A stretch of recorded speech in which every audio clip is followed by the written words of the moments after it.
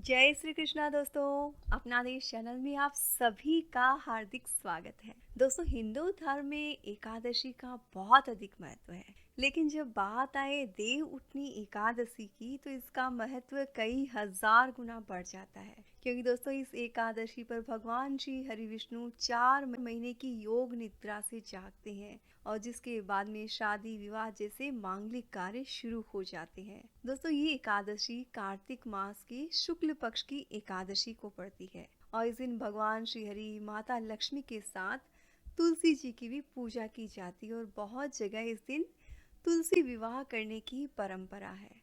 और इसके साथ ही दोस्तों, इस दिन भगवान श्री हरि विष्णु को मंत्रों के उच्चारण से, स्तोत्र पाठ से, शंख घंटे की ध्वनि से भजन कीर्तन करते हुए जगाया जाता है।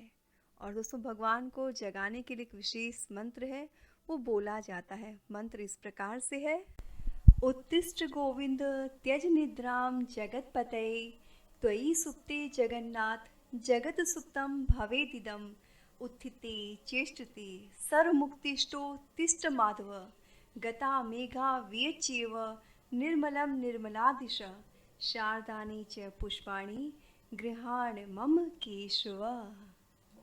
दोस्तों, मंत्र की उच्चारण के साथ साथ भगवान को जगाने का आह्वान करने के लिए बोला जाता है: उठो देव सांवरा, भाजी बोर आंवला, गन्ना की झोपड़ी में शंकर जी की यात्रा।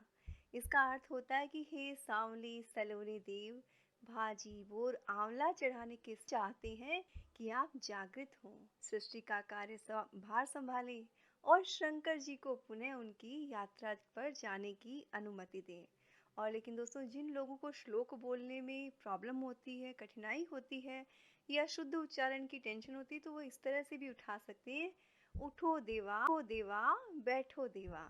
क्योंकि दोस्तों, भगवान की भक्ति का कनेक्शन आपके भाव से होता है। आपके भाव सच्चे होने चाहिए। आप सिंपल से सिंपल भाषा में भी भगवान की स्तुति कर सकते हैं।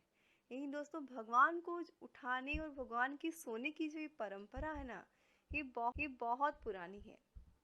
इसका संबंध है भगवान श्री हरि विष्णु के वामन अवतार से। जब भगवान ने वामन अवतार लिया था बाली का उद्धार करने के लिए, तो 2 पग में जब उन्होंने सब कुछ नाप लिया, कुछ बचा नहीं, तो तीसरा पैर बाली ने अपने सर पर रखवा लिया। तब श्री हरि विष्णु ने वरदान दिया कि 4 माह के लिए मैं उनके पास पाताल लोक में आकर जो है वो आराम करूंगा। और साथ ही एक कथा ऐसी भी आती है कि माँ लक्ष्मी एक बार श्री विष्णु जी से कहते हैं कि हे देव, आप तो हर वक्त जागते रहते हैं, अपने भक्तों की प्रार्थना की रक्षा करने के लिए, उनका ख्याल रखने के लिए आप तो कभी सोते ही नहीं, तो आपको भी तो थकान होती होगी, तो आपको भी आराम करना चाहिए। और तभी से भगवान श्री हरि विष्णु वर्षा ऋतु के 4 महीने में पाताल लोक में योग निद्रा में चले जाते हैं। और उस योग निद्रा से जगाने के लिए देव उठनी एकादशी के दिन श्री हरि विष्णु को उठाया जाता है। तभी से ये परंपरा चली आ रही है। लेकिन साथ ही दोस्तों, इस दिन तुलसी विवाह की भी परंपरा है।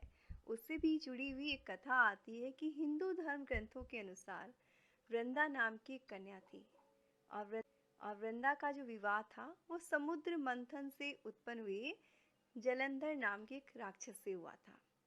वृंदा भगवान विष्णु की सच्ची भक्ति और साथ ही पतिव्रता स्त्री भी थी, जिसके कारण उसका पति जलंधर राक्षस तो था ही, साथ ही वह अपनी पत्नी के पतिव्रता होने की वजह से और भी ज्यादा शक्तिशाली हो गया।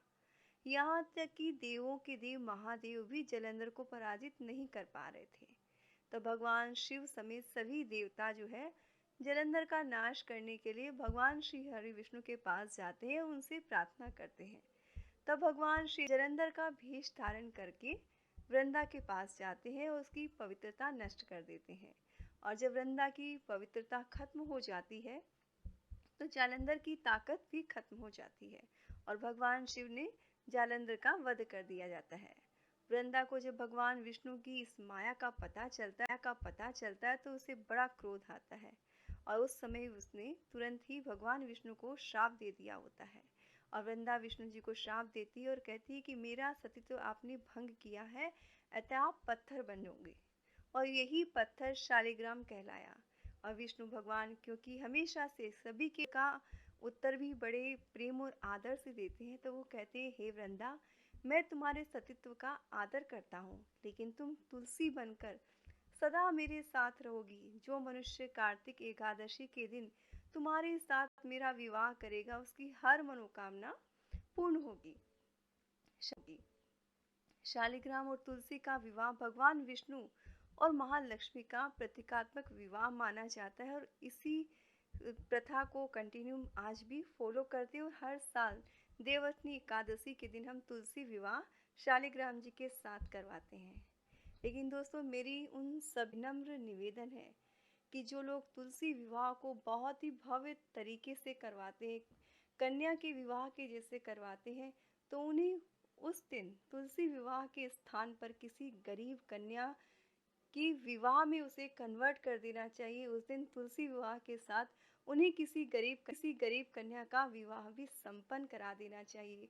दोस्तों, तुलसी विवाह से आपकी मनोकामना पूर्ण होती है या नहीं होती, ये तो मैं नहीं जानती, लेकिन एक चीज़ तो परम सत्य है दोस्तों, कि अगर आप किसी गरीब के सर का भार हल्का करेंगे, तो उसके पूरी परिवार की दुआ आपको लगेगी।